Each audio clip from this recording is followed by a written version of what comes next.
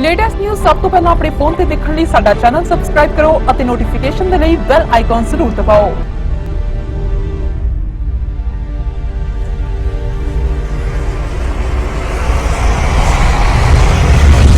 ਸਤਿ ਸ਼੍ਰੀ ਅਕਾਲ ਜੀ। City live ਵੱਲੋਂ ਅੱਜ ਇੱਕ ਵਾਰੀ ਫੇਰ ਹਲਕਾ ਨਾਭਾ ਦੇ ਪਿੰਡ ਫੈਜ਼ਗੜ੍ਹ ਦੇ ਵਿੱਚ ਪਹੁੰਚੇ ਹੋਏ ਆ ਤੁਹਾਨੂੰ ਸਰਪੰਚ ਬੀਬੀ ਰਾਜ ਕੌਰ ਜੀ ਦੇ ਕੋਲ ਲੈ ਕੇ। ਔਰ ਦਰਸ਼ਕਾਂ ਨੂੰ ਇੱਥੇ ਦੱਸਣਾ ਚਾਹਾਂਗੇ ਕਿ ਬੀਬੀ ਜੀ ਆਪਣੇ ਪਿੰਡ ਦੀ ਸਰਪੰਚੀ ਇਸ ਵਾਰੀ ਜ਼ਿੰਮੇਵਾਰੀ ਨਿਭਾ ਰਹੇ ਨੇ, ਪਰ ਉਸ ਤੋਂ ਪਹਿਲਾਂ ਬੀਬੀ ਜੀ ਮੈਂਬਰ ਪੰਚਾਇਤ ਰਹਿ ਚੁੱਕੇ ਨੇ ਔਰ ਇਸ ਸਮੇਂ ਬੀਬੀ ਰਾਜ ਕੌਰ ਜੀ ਦੇ ਨਾਲ ਉਹਨਾਂ ਦੀ ਪੰਚਾਇਤੀ ਕੰਮਾਂ ਨੂੰ ਸਹਿਯੋਗ ਕਰ ਰਹੇ ਨੇ ਉਹਨਾਂ ਦੇ ਪਤੀ ਸਰਦਾਰ ਜਸਵੰਤ ਸਿੰਘ ਜੀ। ਆਓ ਸਭ ਤੋਂ ਪਹਿਲਾਂ ਗੱਲਬਾਤ ਕਰਦੇ ਹਾਂ ਆਪਾਂ ਬੀਬੀ ਰਾਜ ਕੌਰ ਜੀ ਦੇ ਨਾਲ। ਸਭ ਤੋਂ ਪਹਿਲਾਂ ਤਾਂ ਤੁਹਾਨੂੰ ਦੋਨਾਂ ਨੂੰ ਸਤਿ ਸ਼੍ਰੀ ਅਕਾਲ ਜੀ। ਸਤਿ ਸ਼੍ਰੀ ਅਕਾਲ ਜੀ।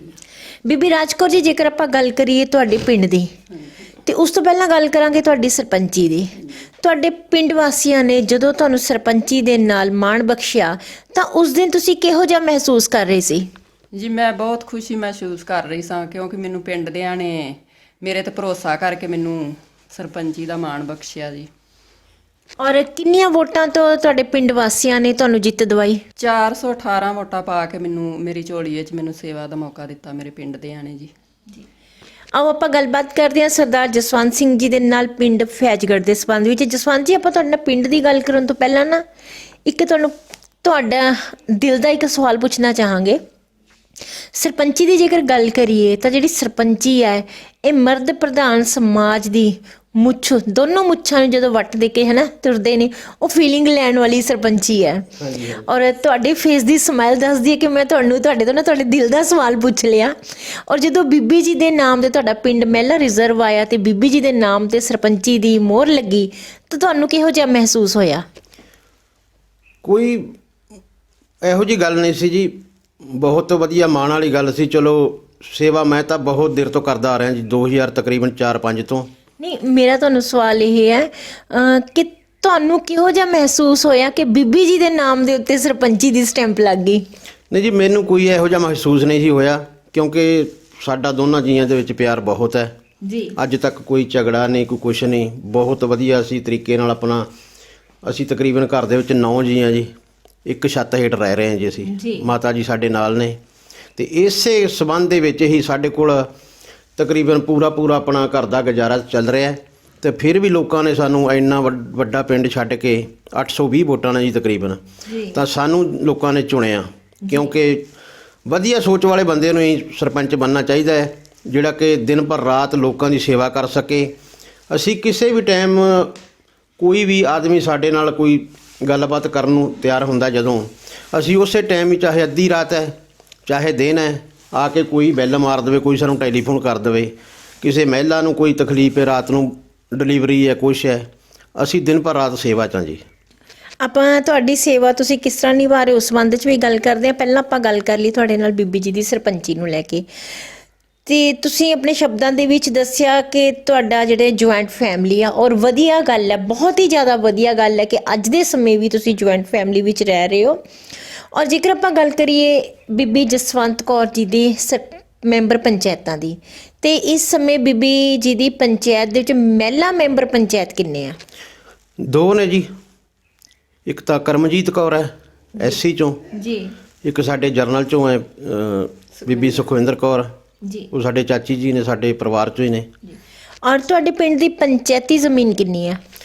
ਜ਼ਮੀਨ ਤਾਂ ਤਕਰੀਬਨ ਸਾਡੇ ਕੋਲ 32 ਕਿੱਲੇ ਨੇ ਜੀ, ਜਿਹਦੇ ਵਿੱਚੋਂ ਵਾਹੀਯੋਗ ਜ਼ਮੀਨ ਹੈ ਜਿਹੜੀ ਤਕਰੀਬਨ 20 ਕਿੱਲਿਆਂ ਦੇ ਗੇੜ 'ਚ ਹੈ। ਔਰ ਬੀਬੀ ਜੀ ਦੇ ਕਾਰਜਕਾਲ ਦੇ ਦੌਰਾਨ 2 ਸਾਲ ਹੋ ਗਏ ਨੇ ਦਸੰਬਰ ਵਿੱਚ ਬੀਬੀ ਜੀ ਨੂੰ ਸਰਪੰਚ ਬਣਿਆ ਨੂੰ, ਤੇ 2 ਸਾਲ ਦੇ ਸਮੇਂ ਦੌਰਾਨ ਪੰਚਾਇਤੀ ਜ਼ਮੀਨ ਦੀ ਜਿਹੜੀ ਬੋਲੀ ਹੈ ਕਿੰਨੀ ਹੋਈ? ਉਹ ਤਕਰੀਬਨ ਸਾਡੇ ਕੋਲ 15 ਲੱਖ ਰੁਪਈਆ ਇਹ 2 ਸਾਲਾਂ ਦੇ ਵਿੱਚ ਆਇਆ ਜੀ। ਔਰ ਉਹ 15 ਲੱਖ ਰੁਪਇਆ ਬੀਬੀ ਜੀ ਦੀ ਪੰਚਾਇਤ ਨੇ ਪਿੰਡ ਦੇ ਕਿਹੜੇ ਕੰਮਾਂ ਤੇ ਵਰਤਿਆ? ਉਹ ਤੁਸੀਂ ਜਾ ਕੇ ਦੇਖ ਸਕਦੇ ਹੋ ਜੀ। ਪਿੰਡ ਦੇ ਵਿੱਚ ਤਕਰੀਬਨ ਗਲੀਆਂ ਨਾਲੀਆਂ ਜਿੱਥੇ ਬਿਲਕੁਲ ਅੱਜ ਤੱਕ ਕੱਚੀਆਂ ਪਈਆਂ ਸਨ ਜੀ, ਚਿੱਕੜ ਵਾਲਾ ਸਿਸਟਮ ਆ, ਤਕਰੀਬਨ ਅਸੀਂ ਚੰਡੀਗੜ੍ਹ ਕਹਿੰਦੇ ਇੱਕ ਛੋਟੇ ਜਿਹੇ ਸਾਡੇ ਹਲਕੇ ਨੂੰ ਜੀ, ਉਸ ਦੇ ਵਿੱਚ ਬਹੁਤ ਲੋਕ ਖੁਸ਼ ਨੇ ਇਸ ਟਾਈਮ। ਤਾਂ ਉਹ ਸਭ ਤੋਂ ਪਹਿਲਾਂ ਕੰਮ ਅਸੀਂ ਉਹ ਕੱਚੀਆਂ ਗਲੀਆਂ ਹਨ ਜਿਹੜੀਆਂ ਉਹ ਕੀਤਾ ਜੀ ਬਿਲਕੁਲ। ਆਈ ਥਿੰਕ ਤੁਸੀਂ ਜਿਸ ਏਰੀਆ ਨੂੰ ਕਹਿ ਰਹੇ ਹੋ ਵੀ ਸਾਡਾ ਚੰਡੀਗੜ੍ਹ ਹਲਕਾ, ਸ਼ਾਇਦ ਤੁਸੀਂ ਐਸੀ ਭਾਈਚਾਰੇ ਨੂੰ ਜੋ ਏਰੀਆ ਦਿੱਤਾ ਹੋਇਆ ਉਸ ਦੀ ਗੱਲ ਕਰ ਰਹੇ ਹੋ। ਹਾਂਜੀ, ਉਹਨੂੰ ਅਸੀਂ ਚੰਡੀਗੜ੍ਹ ਕਹਿੰਦੇ ਹਾਂ ਜੀ, ਹਾਸੇ ਮਜ਼ਾਕ ਜੀ ਸ਼ੁਰੂ ਤੋਂ ਹੀ ਜੀ। ਤੇ ਸਾਡੇ ਪਿੰਡ ਦੀ ਟੀਮ ਹੁੰਦੀ ਸੀ ਤਕਰੀਬਨ ਪਹਿਲਾਂ ਛਿੰਟਾਂ ਵਾਲੇ ਬਾਬਾ ਆਪੋ ਜੀ ਖੇਡਾਂ ਕਰਾਉਂਦੇ ਹੁੰਦੇ ਹਨ ਜੀ ਤੇ ਉਹ ਸਾਡੇ ਖਿਡਾਰੀ ਸਨ। ਉਹਨਾਂ ਨੇ ਮਤਲਬ ਚੰਡੀਗੜ੍ਹ ਨਾਂ ਲਿਖਾ ਦਿੱਤਾ ਇੱਕ ਵਾਰ ਜੀ ਟੀਮ ਦਾ, ਫੈਜ਼ਗੜ੍ਹ ਦੀ ਥਾਂ ਤੇ ਚੰਡੀਗੜ੍ਹ, ਜੀ ਵੀ ਲੋਕਾਂ ਨੂੰ ਹਸਾਉਣ ਵਾਸਤੇ। ਲੋਕ ਕਹਿੰਦੇ ਵੀ ਚੰਡੀਗੜ੍ਹੋਂ ਟੀਮ ਆਈ ਹੈ ਪਤਾ ਨਹੀਂ ਖੇਡਣ, ਜੀ ਤੇ ਉਸ ਤੇ ਨਾਂ ਹੀ ਫਿਰ ਸਾਡੇ ਇਹ ਚੰਡੀਗੜ੍ਹ ਪੈ ਗਿਆ ਜੀ ਪਿੰਡ ਦਾ ਨਾਂ ਵਿੱਚ ਅੱਧੇ ਦਾ। ਬਿਲਕੁਲ। ਉਹ ਤੁਸੀਂ ਜਿਸ ਏਰੀਆ ਦੀ ਗੱਲ ਕਰ ਰਹੇ ਹੋ, ਤੁਹਾਡੇ ਫੈਜ਼ਗੜ੍ਹ ਪਿੰਡ ਵਿੱਚੋਂ ਜਿਸ ਏਰੀਆ ਨੂੰ ਚੰਡੀਗੜ੍ਹ ਦਾ ਨਾਮ ਦਿੱਤਾ ਗਿਆ ਹੈ, ਜੇਕਰ ਦੇਖਿਆ ਜਾਵੇ ਉਸ ਪਿੰਡ ਦੀਆਂ ਗਲੀਆਂ ਦੇ ਕੰਮ ਤਾਂ ਬਹੁਤ ਵਧੀਆ ਹੋਏ ਨੇ, ਪਰ ਉਸ ਜਗ੍ਹਾ ਤੇ ਜੇਕਰ ਦੇਖਿਆ ਜਾਵੇ ਨਾਲੀਆਂ ਦੇ ਵਿੱਚ ਇੱਟਾਂ ਪਈਆਂ ਜਿਹੜੀਆਂ ਨੇ ਉਹ ਨਜ਼ਰ ਆਉਂਦੀਆਂ ਨੇ। ਉਹ ਕੀ ਕਾਰਨ ਹੈ? ਕੀ ਗੱਲ ਚੰਡੀਗੜ੍ਹ ਦੇ ਵਸਨੀਕਾਂ ਨੂੰ ਆਪਾਂ ਜੇਕਰ ਗੱਲ ਕਰੀਏ ਇੱਟਾਂ ਨਾਲ ਜ਼ਿਆਦਾ ਪਿਆਰ ਹੈ? ਉਹ ਆਪੋ ਦੇ ਵਿੱਚ ਹੀ ਸ਼ਰਾਰਤੀ ਨੇ ਜੀ ਕੁਛ ਅਨਸਰ, ਜੀ ਵੀ ਇੱਕ ਦੂਜੇ ਨੂੰ ਹਰਾਸਮੈਂਟ ਕਰਦੇ ਰਹਿੰਦੇ ਨੇ, ਜੀ ਲੜਾਈ ਝਗੜਾ। ਜੀ ਉਹ ਤਾਂ ਤੁਹਾਨੂੰ ਪਤਾ ਹੀ ਜੀ, ਫਿਰ ਮਾੜਾ ਮੋਟਾ ਪਿੰਡਾਂ 'ਚ ਹੁੰਦਾ ਹੀ ਹੈ ਜੀ, ਇੱਕ ਦੂਜੇ ਨਾਲ ਨਾਰਾਜ਼ਗੀ, ਜੀ ਆਪਸਦਾਰੀ ਦੇ ਵਿੱਚ ਆਪੇ ਦੇ ਵਿੱਚ ਮਾੜਾ ਮੋਟਾ ਉਹਨਾਂ ਦਾ ਤਾਲਮੇਲ ਨਹੀਂ ਸਹੀ ਹੁੰਦਾ। ਜੀ ਉਹ ਸ਼ਰਾਰਤ ਕਰਨ ਦੇ ਬਾਰੇ ਕੋਈ ਇੱਟ ਰੋੜਾ ਸੁੱਟ ਦਿੰਦੇ ਨੇ ਗਲੀ ਦੇ ਵਿੱਚ। ਜੀ ਬਾਕੀ ਤਕਰੀਬਨ ਬਹੁਤ ਵਧੀਆ, ਕੋਈ ਐਡੀ ਇਹੋ ਜਿਹੀ ਗੱਲ ਨਹੀਂ। ਜੀ ਤੇ ਹੁਣ ਆ ਮੌਸਮ ਠੰਡ ਦਾ ਨਿਕਲ ਗਿਆ ਜੀ, ਜੀ ਹੁਣ ਇੱਕ ਵਾਰ ਦੇਖ ਰੇਖ ਕਰਾਂਗੇ, ਸਾਰੀ ਸਫਾਈ ਸਫੂਈ ਕਰਵਾ ਦਾਂਗੇ ਜੀ ਦੁਬਾਰਾ। ਜੀ ਤੇ ਬਾਕੀ ਕਿਸੇ ਨੂੰ ਅਸੀਂ ਗੱਲ ਕਹਿਣ ਦਾ ਕੋਈ ਮੌਕਾ ਦਿੰਦੇ ਹੀ ਨਹੀਂ ਜੀ ਸਾਡੀ ਪੰਚਾਇਤ। ਸਫਾਈ ਕਰਮਚਾਰੀ ਲਗਾਇਆ ਹੋਇਆ? ਹਾਂਜੀ ਹਾਂ, ਲਗਾਇਆ ਹੋਇਆ ਜੀ। ਕਿੰਨੇ ਸਫਾਈ ਕਰਮਚਾਰੀ ਹੈ? ਉਹ ਸਿਰਫ ਇੱਕ ਹੀ ਹੈ ਜੀ। ਉਹਦੇ ਕਿੰਨੀ ਤਨਖਾਹ ਦੇ ਰਹੇ ਹੋ? 6000 ਰੁਪਏ ਤਨਖਾਹ ਦੇ ਰਹੇ ਹਾਂ ਜੀ ਅਸੀਂ। ਔਰ ਉਹ ਮਹੀਨੇ ਵਿੱਚ ਕਿੰਨੀ ਵਾਰੀ ਤੁਹਾਡੇ ਜਿਹੜਾ ਆਪਾਂ ਚੰਡੀਗੜ੍ਹ ਏਰੀਆ ਦੀ ਗੱਲ ਕਰੀਏ ਉੱਥੇ ਕਿੰਨੀ ਵਾਰੀ ਸਫਾਈ ਕਰਦੇ ਆ? ਉਸ ਤਕਰੀਬਨ ਸਾਰੇ ਪਿੰਡ ਦੇ ਵਿੱਚ ਹੀ ਸਫਾਈ ਤਾਂ ਦੇਖੋ ਜੀ, ਕਲੀਅਰ ਜਦੋਂ ਸਾਫ਼ ਨਾਲੇ ਕਰਦੇ ਨੇ ਉਹ ਇੱਕ ਦੋ ਵਾਰੀ ਕਰਦੇ ਨੇ, ਤੇ ਵੈਸੇ ਝਾੜੂ ਜਿਹੜਾ ਕੋਈ 5ਵੇਂ 7ਵੇਂ ਦਿਨ ਮਾਰਦੇ ਹੀ ਰਹਿੰਦੇ ਨੇ ਜੀ ਤਕਰੀਬਨ। ਜੀ ਬੀਬੀ ਰਾਜਕੌਰ ਜੀ, ਤੁਹਾਡੇ ਨਾਲ ਗੱਲ ਕਰਨੀ ਚਾਹਾਂਗੇ। ਜਿਸ ਤਰ੍ਹਾਂ ਜਸਵੰਤ ਜੀ ਨੇ ਦੱਸਿਆ ਕਿ ਤੁਹਾਡੇ ਪਿੰਡ ਫੈਜ਼ਗੜ੍ਹ ਦੇ ਵਿੱਚ ਜਿੱਥੇ ਐਸੀ ਭਾਈਚਾਰੇ ਦੇ ਪਬਲਿਕ ਰਹਿ ਰਹੀ ਹੈ, ਉਹਨਾਂ ਨੂੰ ਤੁਸੀਂ ਪਿਆਰ ਦੇ ਨਾਲ ਹੈ ਨਾ ਉਸ ਏਰੀਆ ਨੂੰ ਚੰਡੀਗੜ੍ਹ ਕਹਿੰਦੇ ਹੋ, ਤੇ ਤੁਸੀਂ ਵੈਸੇ ਚੰਡੀਗੜ੍ਹ ਸ਼ਹਿਰ ਵੀ ਗਏ ਹੋਵੋਗੇ ਤੇ ਤੁਸੀਂ ਉੱਥੇ ਦੇਖਿਆ ਹੋਣਾ ਕਿ ਉੱਥੇ ਇੱਕ ਰੂਲ ਰੈਗੂਲੇਸ਼ਨ ਨੇ, ਨਿਯਮ ਦਿੱਤੇ ਹੋਏ ਨੇ, ਹੈ ਨਾ। ਤੇ ਤੁਸੀਂ ਆਪਣੇ ਐਸੀ ਭਾਈਚਾਰੇ ਨੂੰ ਇੱਥੇ ਜਿੱਥੇ ਤੁਸੀਂ ਸਾਰੀ ਡਿਵੈਲਪਮੈਂਟ ਬਹੁਤ ਵਧੀਆ ਕੀਤੀ ਹੋਈ ਹੈ ਨਾ ਜੀ, ਗਲੀਆਂ ਨਾਲੀਆਂ ਦੇ ਵਧੀਆ ਸਹੂਲਤਾਂ ਦਿੱਤੀਆਂ ਨੇ, ਤੇ ਉਹਨਾਂ ਨੂੰ ਕੁਝ ਅਸੂਲ ਵੀ ਦੱਸੋ ਨਾ ਵੀ ਇਹਨੂੰ ਸਾਫ਼ ਰੱਖਣਾ ਵੀ ਬਹੁਤ ਜ਼ਰੂਰੀ ਹੈ। ਹਾਂਜੀ, ਦੱਸੀ ਦਾ ਮੈਮ ਉਹਨਾਂ ਨੂੰ ਸਫਾਈ ਰੱਖਣੀ ਜ਼ਰੂਰੀ ਏ। ਬਸ ਤੁਹਾਨੂੰ ਪਤਾ ਹੀ ਏ, ਪਿੰਡਾਂ ਦੇ ਲੋਕ ਜਿਹੜੇ ਨੇ ਆਪਸ ਵਿੱਚ ਖਹਿਬਾਜ਼ੀ ਕਰਕੇ ਮਾੜਾ ਮੋਟਾ ਕੂੜਾ ਇੱਕ ਦੂਜੇ ਦੇ ਅੱਗੇ ਸੱਟੀ ਜਾਂਦੀਆਂ ਨੇ ਜੀ। ਮੈਂ ਔਰਤਾਂ ਜਿਹੜੀਆਂ ਨੇ, ਪੰਚਾਇਤ ਵੱਲੋਂ ਤਾਂ ਕੋਈ ਕਮੀ ਨਹੀਂ ਜੀ, ਮਤਲਬ ਪਿੰਡ ਦੇ ਵਿੱਚ ਤਕਰੀਬਨ 36-37 ਲਾਈਟਾਂ ਲੱਗੀਆਂ ਹੋਈਆਂ ਨੇ, ਵੱਡੀਆਂ ਸੋਲਰ ਲਾਈਟਾਂ। ਹਾਂ ਬਿਲਕੁਲ, ਸੋਲਰ ਲਾਈਟ ਦੀ ਤੁਸੀਂ ਆਪ ਹੀ ਗੱਲ ਕਰੀਏ ਤੇ ਇੱਕ ਸਵਾਲ ਹੋ ਰਿਹਾ, ਸੋਲਰ ਲਾਈਟ ਤੁਹਾਡੇ ਘਰ ਵੀ ਉੱਪਰ ਨਜ਼ਰ ਆ ਰਹੀ ਹੈ, ਇਹ ਪੰਚਾਇਤੀ ਜਾਂ ਤੁਹਾਡੀ ਪਰਸਨਲ ਹੈ? ਨਹੀਂ ਜੀ, ਵੇਖੋ ਅਸੀਂ ਇਹ ਚੈੱਕ ਕਰਨ ਵਾਸਤੇ ਲਾਈ ਸੀ ਵੀ ਇਹ ਜੇ ਸਾਨੂੰ ਪਸੰਦ ਲੱਗੀ ਤਾਂ ਅਸੀਂ ਇਹ ਲਾਈਟ ਪਿੰਡ 'ਚ ਲਵਾਵਾਂਗੇ, ਨਹੀਂ ਫਿਰ ਅਸੀਂ ਲੋਕਾਂ ਤੋਂ ਮਤਲਬ ਵੀ ਬਦਨਾਮੀ ਨਹੀਂ ਕਰਵਾਉਣੀ ਆਪਣੀ।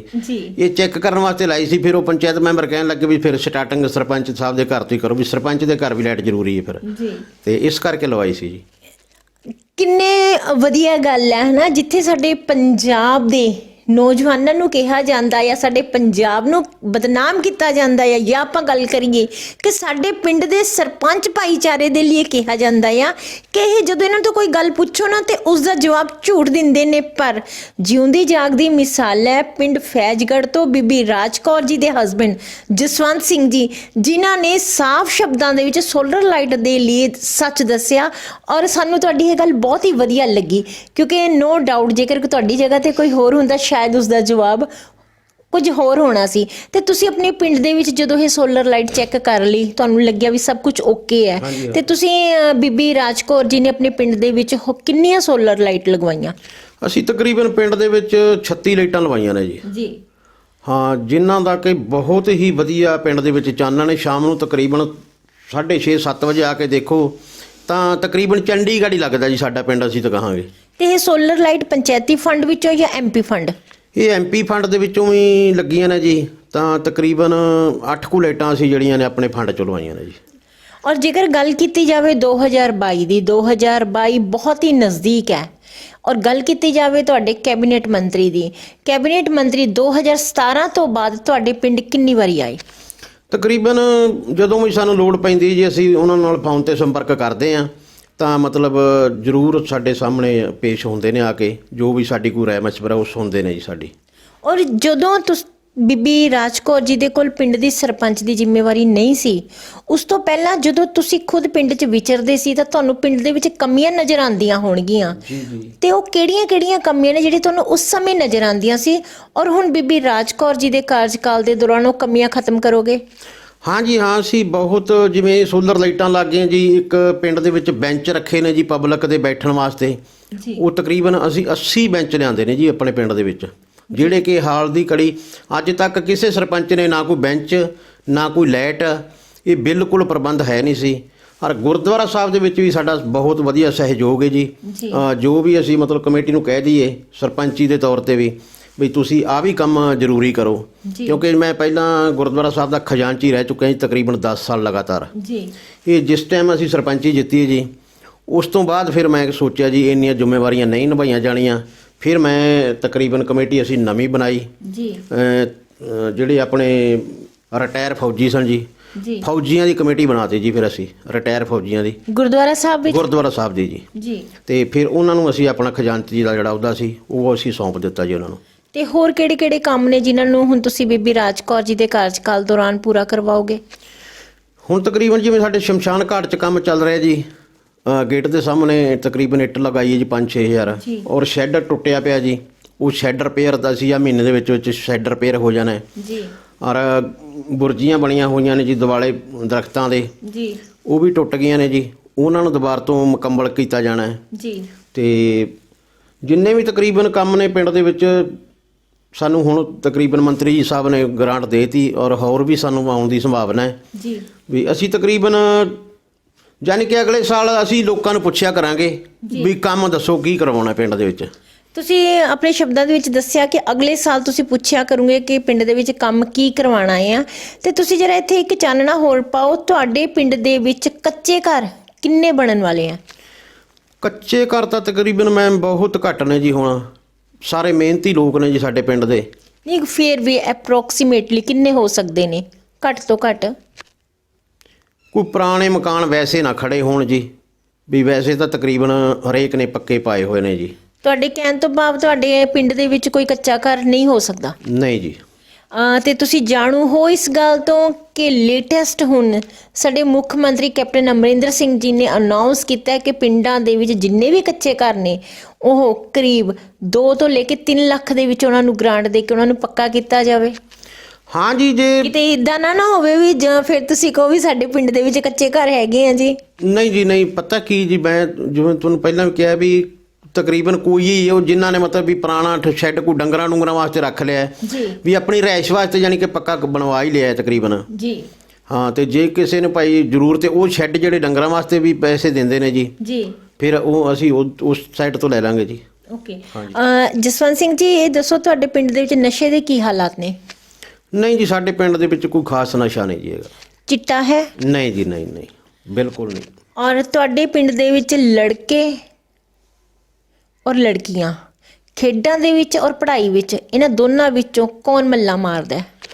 ਵੇਖੋ ਜੀ, ਤਕਰੀਬਨ ਹੁਣ ਤਾਂ ਜਿਹੜੇ ਬੱਚੇ ਲੜਕੇ ਵੀ ਨੇ, ਲੜਕੇ ਵੀ ਇਹੀ ਸੋਚਦੇ ਨੇ ਵੀ ਜੇਕਰ ਪੜ੍ਹਾਂਗੇ ਤੇ ਤੁਹਾਨੂੰ ਪਤਾ ਜੀ ਅੱਜ ਇਹਦੇ ਮੈਰਿਟ ਦੇ ਆਧਾਰ ਤੇ ਹੀ ਨੌਕਰੀਆਂ ਮਿਲਦੀਆਂ ਨੇ ਜੀ। ਜੇ ਕੁਆਲੀਫਿਕੇਸ਼ਨ ਵਧੀਆ ਹੈ, ਤਕਰੀਬਨ 80-85% ਨੰਬਰ ਹੋਣਗੇ ਜਿਹੜੇ ਬੱਚੇ ਦੇ ਜੀ, ਪਹਿਲ ਦੇ ਆਧਾਰ ਤੇ ਉਹਨਾਂ ਨੌਕਰੀ ਤੇ ਰੱਖਿਆ ਜਾਂਦਾ ਜੀ। ਤੇ ਲੜਕੀਆਂ ਵੀ ਬਹੁਤ ਵਧੀਆ ਪੜ੍ਹਾਈ 'ਚ ਨੇ, ਦੋਨੋਂ ਹੀ ਮੈਂ ਤਾਂ ਕਹਾਂਗਾ ਜੀ ਵਧੀਆ ਪੜ੍ਹਦੇ ਨੇ ਜੀ।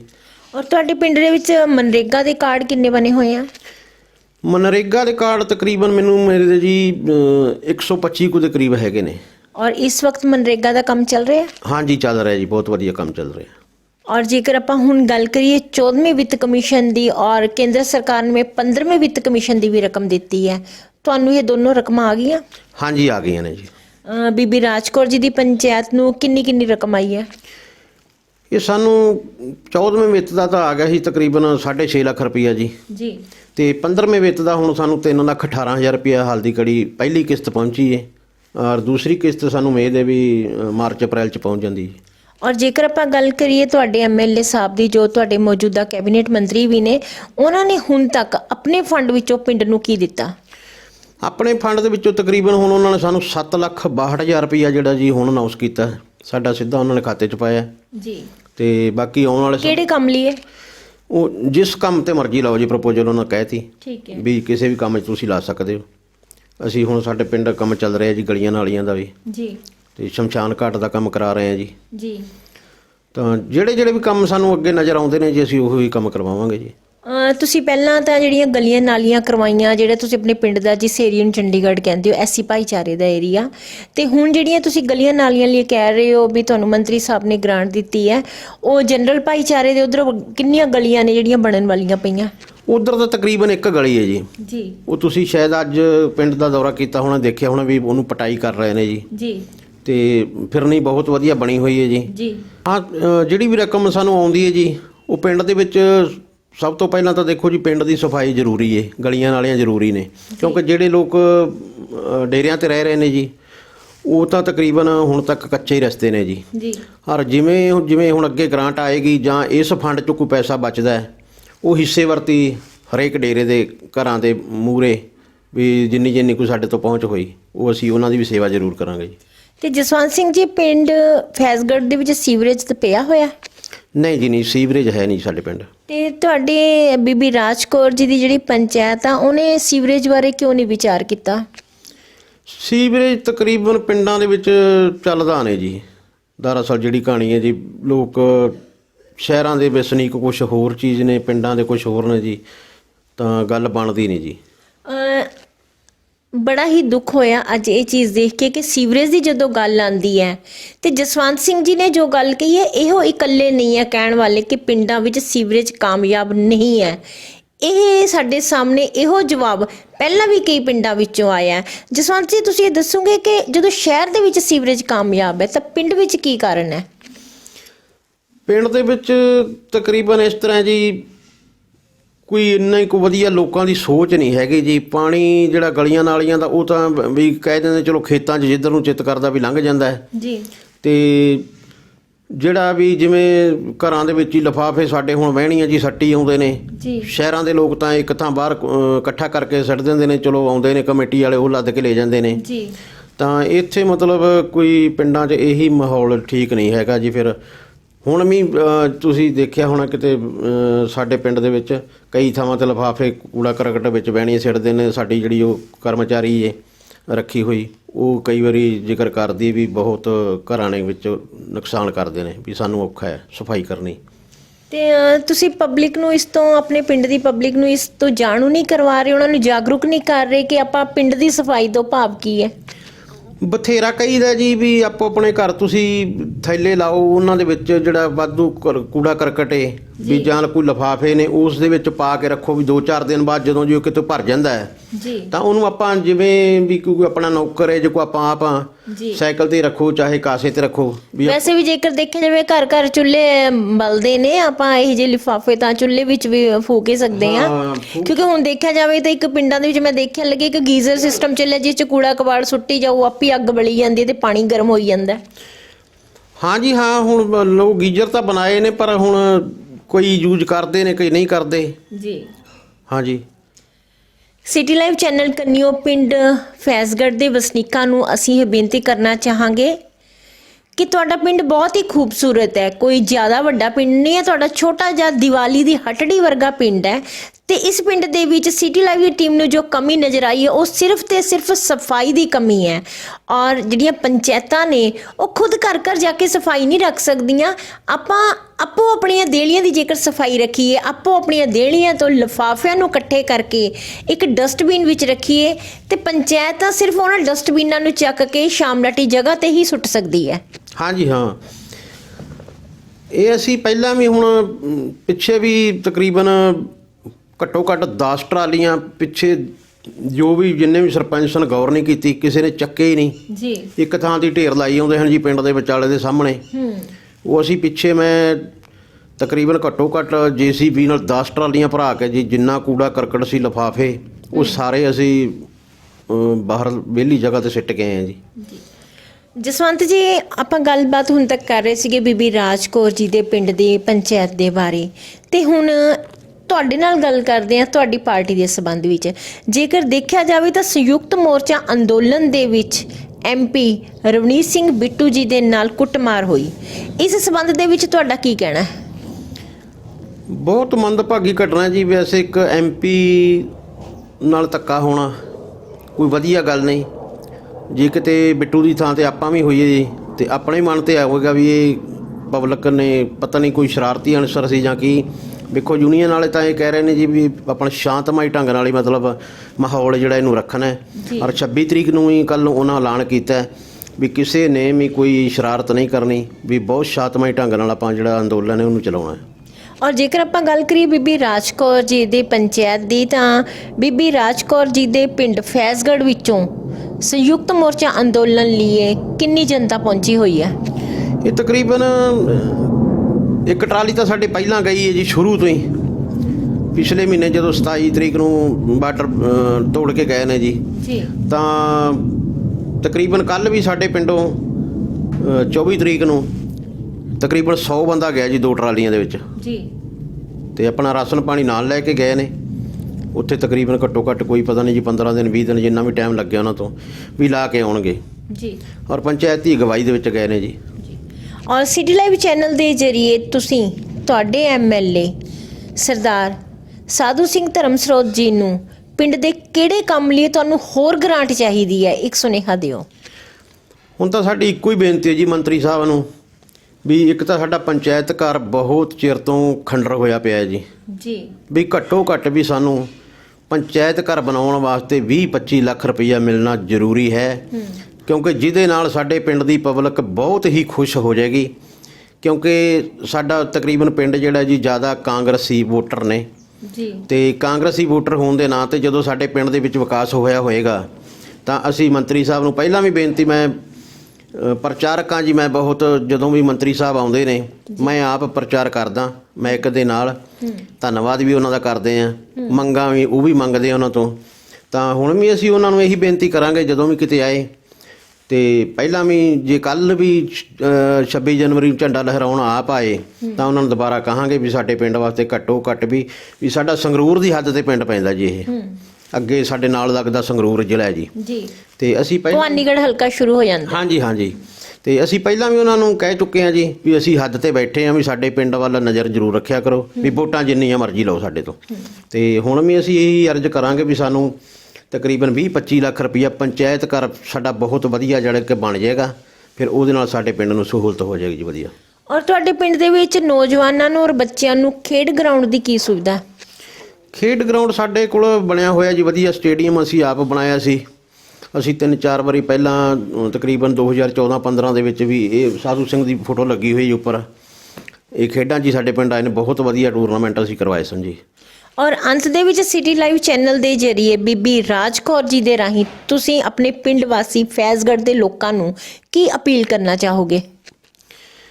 ਅਪੀਲ ਅਸੀਂ ਤਾਂ ਇਹੀ ਕਰਨਾ ਚਾਹਾਂਗੇ ਵੀ ਸਾਂਝ ਬਣਾਈ ਰੱਖਣ, ਭਾਈਚਾਰਾ ਆਪਣਾ ਕਾਇਮ ਰਹੇ, ਤਾਂ ਆਪਾਂ ਰਲ ਮਿਲ ਕੇ ਪੰਚਾਇਤ ਦਾ ਸਹਿਯੋਗ ਦਈਏ।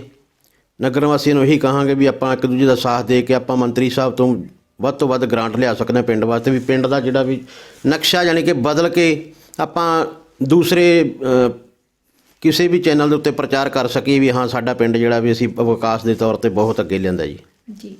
ਆਉਣ ਵਾਲੇ ਸਮੇਂ ਦੇ ਵਿੱਚ ਪਿੰਡ ਫੈਜ਼ਗੜ੍ਹ ਦੇ ਸਰਪੰਚ ਬੀਬੀ ਰਾਜ ਕੌਰ ਜੀ ਦੇ ਅੱਗੇ ਦੇ ਕੰਮਾਂ ਕਾਰਾਂ ਦਾ ਵੇਰਵਾ ਜਾਣਨ ਦੇ ਲਈ ਸਾਡੇ ਸਿਟੀ ਲਾਈਵ ਚੈਨਲ ਦੇ ਨਾਲ ਜੁੜੇ ਰਹੋ। ਸਿਟੀ ਲਾਈਵ ਚੈਨਲ ਤੋਂ ਮੈਂ ਅਨੂ ਸ਼ਰਮਾ।